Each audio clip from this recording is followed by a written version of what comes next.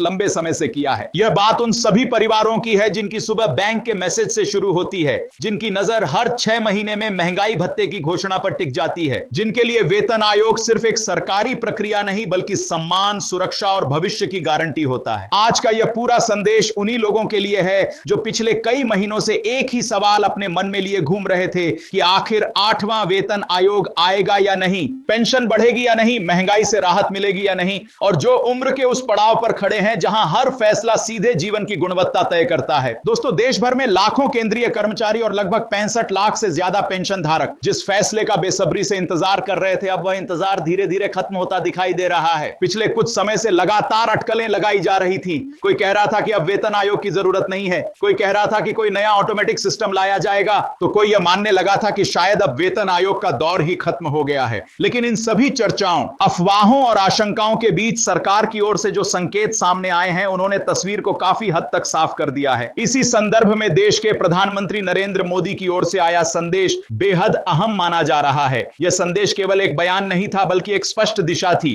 यह साफ किया गया कि 8वें वेतन आयोग के टर्म ऑफ रेफरेंस को मंजूरी दी जा चुकी है और आयोग ने अपना काम शुरू कर दिया है। इसका सीधा मतलब यह है कि अब यह विषय सिर्फ चर्चाओं तक सीमित नहीं रहा बल्कि एक औपचारिक प्रक्रिया में प्रवेश कर चुका है। यह खबर उन लाखों परिवारों के लिए उम्मीद की किरण बनकर आई है जिनकी योजनाएं, जिम्मेदारियां और भविष्य इस फैसले से जुड़ा हुआ है। सरकार का यह मानना है कि वेतन आयोग केवल कर्मचारियों और पेंशनरों के लिए लाभकारी नहीं होता बल्कि इसका असर पूरे देश की अर्थव्यवस्था पर पड़ता है। जब बड़ी संख्या में लोगों की आय बढ़ती है तो उसका सीधा असर बाजार पर दिखाई देता है। मांग बढ़ती है, खरीदारी बढ़ती है, छोटे दुकानदारों से लेकर बड़े उद्योगों तक सभी को फायदा होता है। इसी वजह से सरकार इस फैसले को आर्थिक मजबूती से जोड़कर देख रही है। यह एक ऐसा चक्र है जिसमें कर्मचारी को राहत मिलती है और अर्थव्यवस्था को गति। अब अगर प्रक्रिया की बात करें तो सरकार ने आयोग को लगभग 18 महीने का समय दिया है ताकि वह पूरी गंभीरता और गहराई से अध्ययन कर सके। यह कोई छोटा काम नहीं है। लाखों कर्मचारियों का वेतन ढांचा, पेंशन प्रणाली, महंगाई के आंकड़े,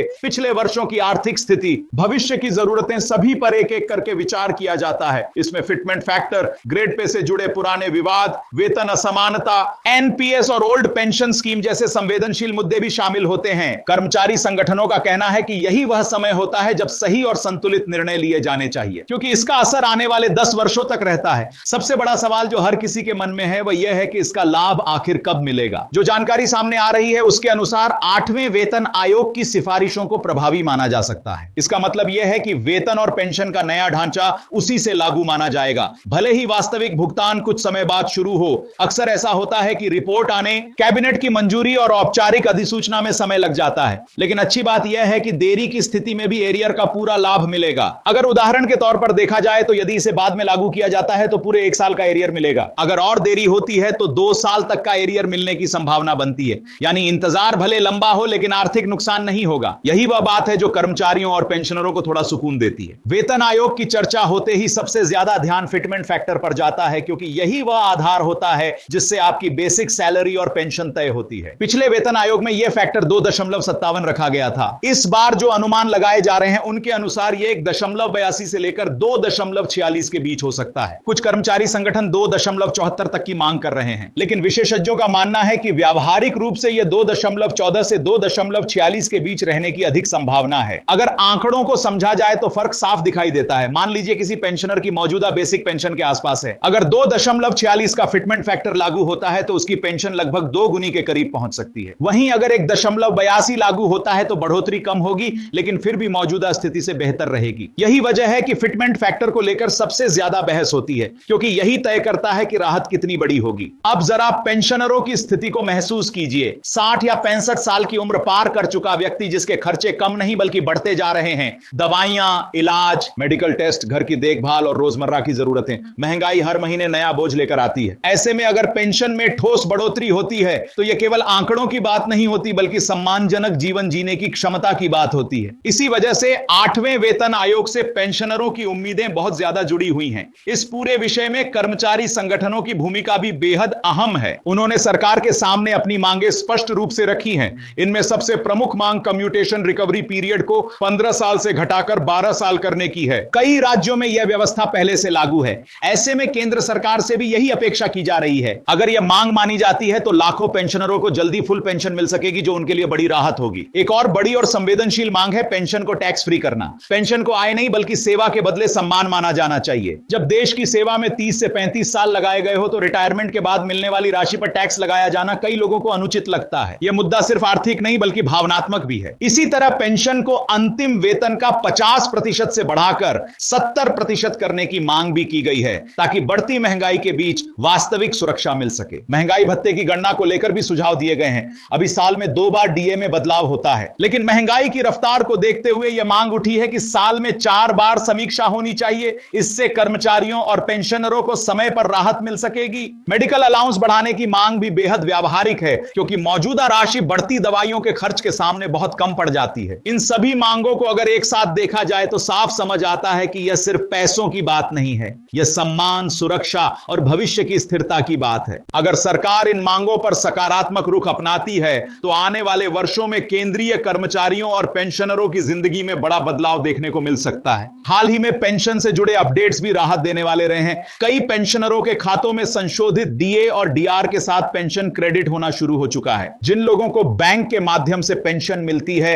उनके लिए यह एक बड़ा सुकून है क्योंकि महीने की शुरुआत में ही खर्चों की योजना बनाना आसान हो जाता है। आखिर में यही कहा जा सकता है कि 8वां वेतन आयोग केवल एक सरकारी दस्तावेज नहीं होगा बल्कि यह करोड़ों परिवारों की रोजमर्रा की जिंदगी को प्रभावित करने वाला फैसला होगा। वेतन में बढ़ोतरी, पेंशन में सुधार, एरियर का लाभ, महंगाई भत्ते में बदलाव, मेडिकल सुविधाओं में सुधार और टैक्स से जुड़ी राहतें, यह सभी मिलकर एक नए दौर की शुरुआत कर सकती हैं। यह पूरा विषय सिर्फ जानकारी का नहीं बल्कि आपके अधिकारों का है। इसे जानना, समझना और इस पर नजर रखना बेहद जरूरी है क्योंकि यह फैसला आपकी जेब से भी जुड़ा है, आपकी सुरक्षा से भी और आपके भविष्य से भी। यही उम्मीद है कि आने वाले समय में यह बदलाव केवल कागजों तक सीमित नहीं रहेगा बल्कि जमीन पर भी साफ दिखाई देगा। और दोस्तों, जब हम इस पूरे बदलाव की बात करते हैं तो हमें यह भी समझना होगा कि वेतन आयोग का असर केवल सरकारी कागजों तक सीमित नहीं रहता बल्कि यह आम इंसान की जिंदगी के हर छोटे बड़े फैसले को प्रभावित करता है। जब किसी कर्मचारी या पेंशनर को यह भरोसा मिल जाता है कि आने वाले समय में उसकी आय बढ़ेगी तो उसका आत्मविश्वास अपने आप बदलने लगता है। वह भविष्य की योजनाएं बनाने लगता है। बच्चों की पढ़ाई,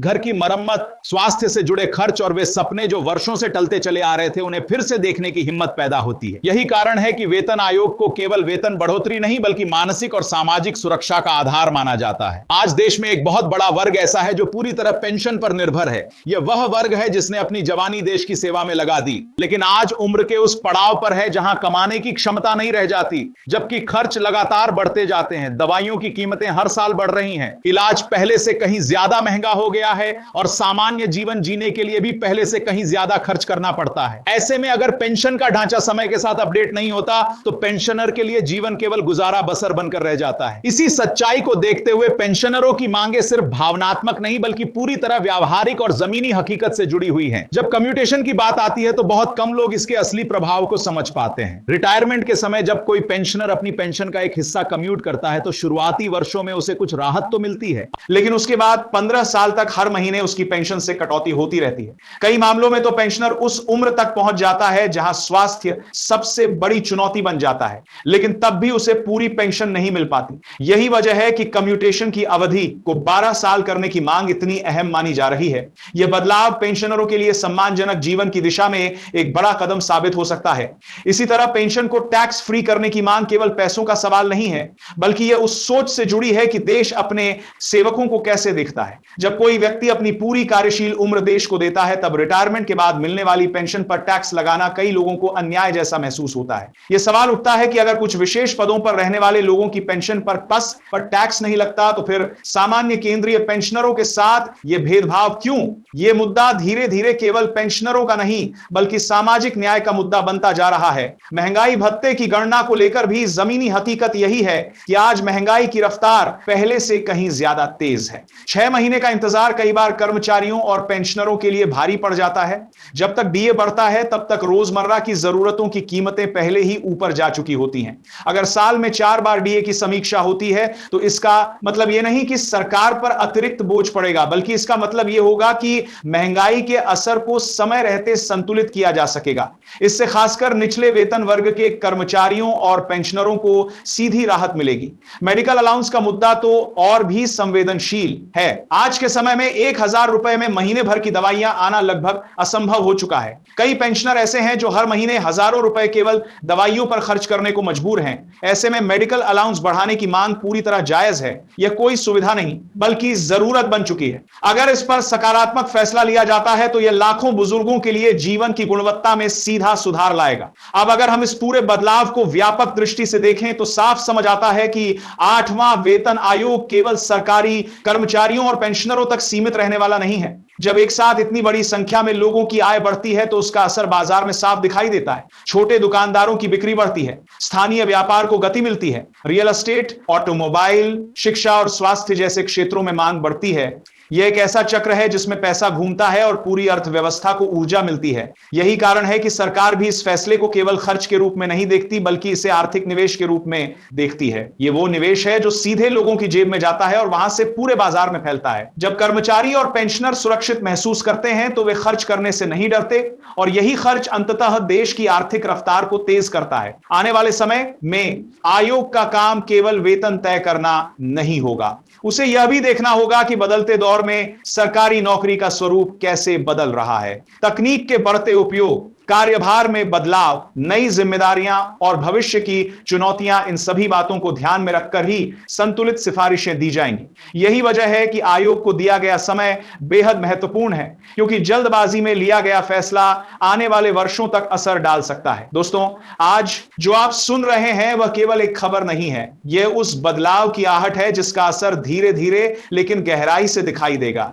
यह उन परिवारों के लिए राहत की उम्मीद है जो हर महीने बजट बनाते समय चिंता में डूब जाते हैं। यह उन बुजुर्गों के लिए सम्मान का संदेश है जिन्होंने अपना पूरा जीवन देश के नाम कर दिया। आने वाले समय में जैसे जैसे आयोग की प्रक्रिया आगे बढ़ेगी वैसे वैसे तस्वीर और साफ होती जाएगी। लेकिन इतना तय है कि यह फैसला केवल आंकड़ों का खेल नहीं होगा, यह फैसला जीवन स्तर, सुरक्षा और सम्मान से जुड़ा होगा। और यही वजह है कि देश का हर कर्मचारी और हर पेंशनर इस प्रक्रिया को इतनी गहराई से देख रहा है, समझ रहा है और उम्मीद लगाए बैठा है। यह बदलाव धीरे आएगा, लेकिन जब आएगा तो बहुत कुछ बदल देगा। और यही वह सच है जिसे जानना, समझना और दूसरों तक पहुंचाना आज सबसे ज्यादा जरूरी